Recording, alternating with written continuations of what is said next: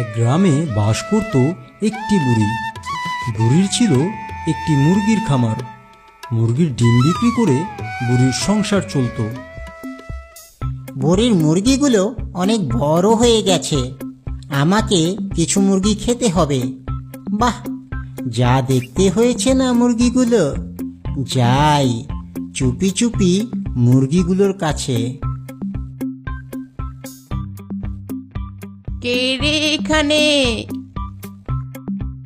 ও শিয়াল, দাঁড়া, তোকে দেখাচ্ছি মজা।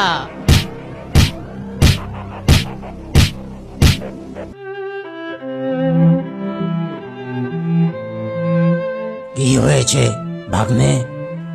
মামা আর বলো না, বুড়ির মুরগি চুরি করতে গিয়েছিলাম, কিন্তু বুড়ি আমাকে আচ্ছা করে ধোলাই করলো। কি বলছো ভাগ্নে?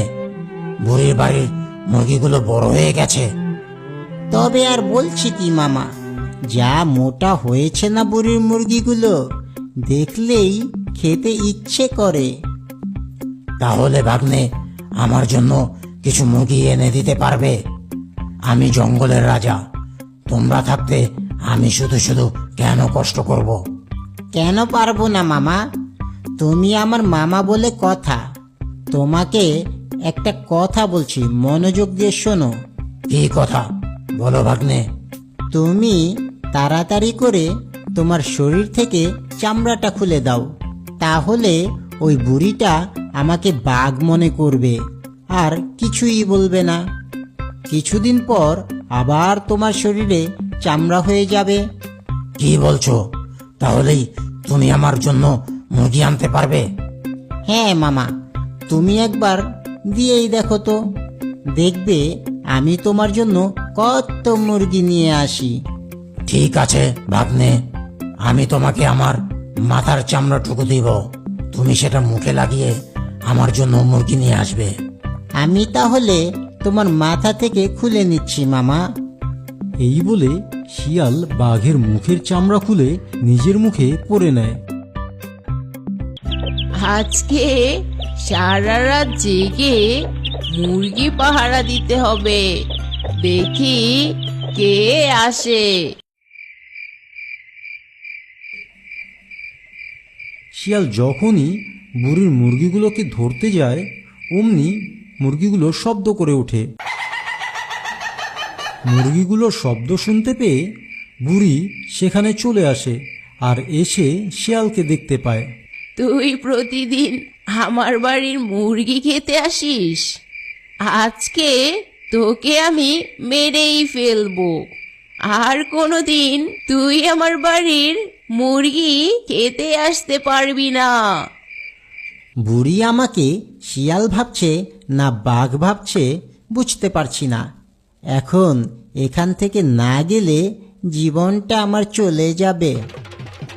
শিয়াল তাড়াতাড়ি করে জঙ্গলে চলে যায়। বাঘ মামা, তুমি এখানে শুয়ে আছো, আর ওদিকে মানুষ এখন তোমাকে আর ভয় পায় না। তোমার মুখোশ পরে যাওয়ার পরও বুড়ি আমাকে দেখে একটুও ভয় পেল না। কি, আমি হলাম পশুর রাজা আর আমাকে দেখে কেউ ভয় পায় না? তুমি এসব কি বলছো ভাগ্নে? তবে আর কি বলছি মামা, বুড়ি যেভাবে আমাকে তাড়া করলো, তোমাকে ভয় পেলে তো এরকম করার কথা না। এখন আমার খুব ক্ষুধা পেয়েছে, মুরগি দাও আমাকে। মুরগি কোথায় পাবো বাঘ মামা? আমি তো কিছু আনতে পারলাম না তোমার জন্য।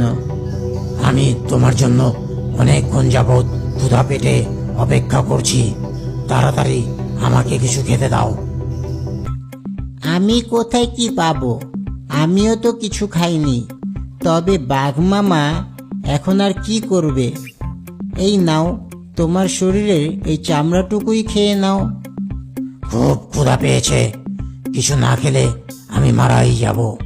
এখন আর কি করার, দাও তাহলে এটাই খাই। বাঘটা কত বোকা, আমি যেভাবেই বলি সব কিছু বিশ্বাস করে নেয়। সে আবার হয়েছে জঙ্গলের রাজা। বোকা বাঘ।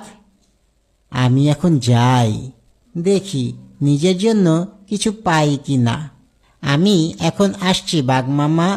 হ্যাঁ ভাগ্নে, আমি তো এখন কিছু শিকার করতে পারবো না। তোমার জন্য কাল কিছু নিয়ে আসব। এই বলে শিয়াল সেখান থেকে চলে যায়।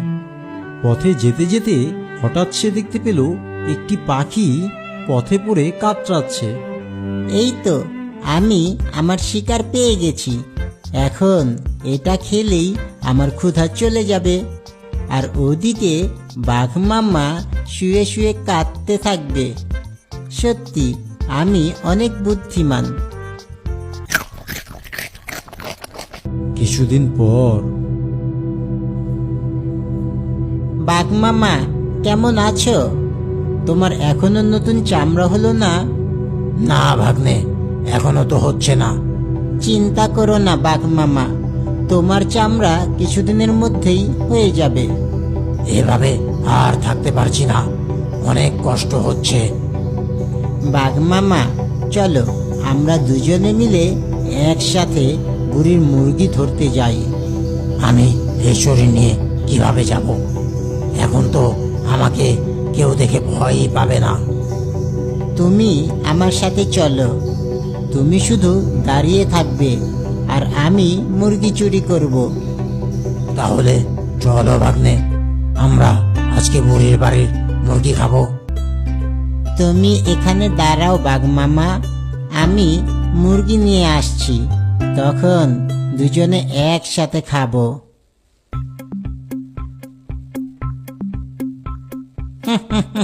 পেয়েছি একটা মুরগি, বোকা বাক্য থাকার।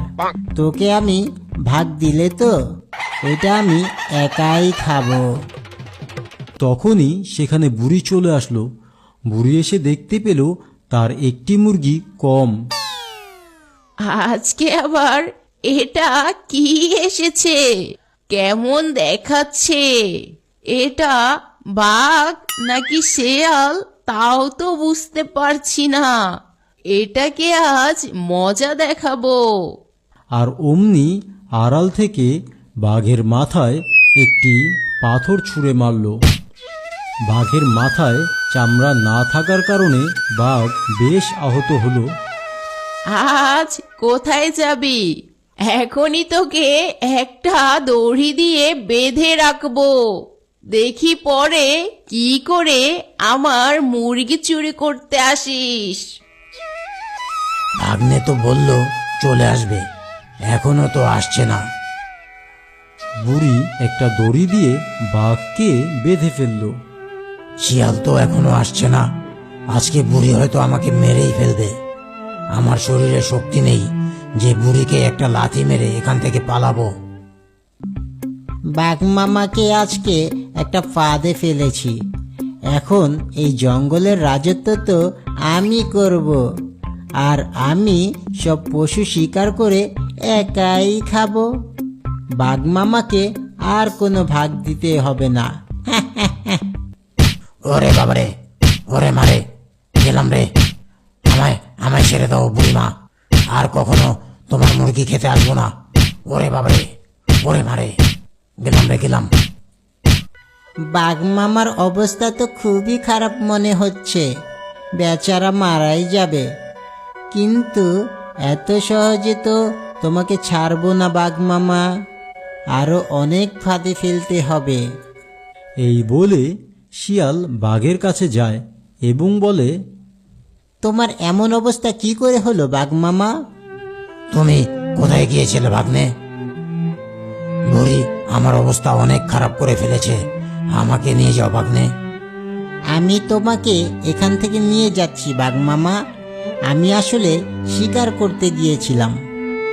আমার খুব ক্ষুধা পেয়েছে, কিছু খেতে হবে। আমি তোমার জন্য কিছু নিয়ে আসছি। এই বলে শিয়াল চলে যায় এবং বাঘের জন্য কিছু গাছের পাতা নিয়ে ফিরে আসে। তুমি এখন এইগুলো খেয়ে নাও বাঘ মামা, জঙ্গলে আর কিছুই পেলাম না। এগুলোই দাও ভাগ্নে, খুব ক্ষুধা পেয়েছে। মামা এখন চলো, তোমাকে আজকে আমি শিকার এনে খাওয়াবো। কয়েকদিন ধরেই তো বলছো, কিন্তু এখনো তো কিছুই খাওয়ালে না। আজকে তোমাকে খাওয়াবো, চলো আমার সাথে।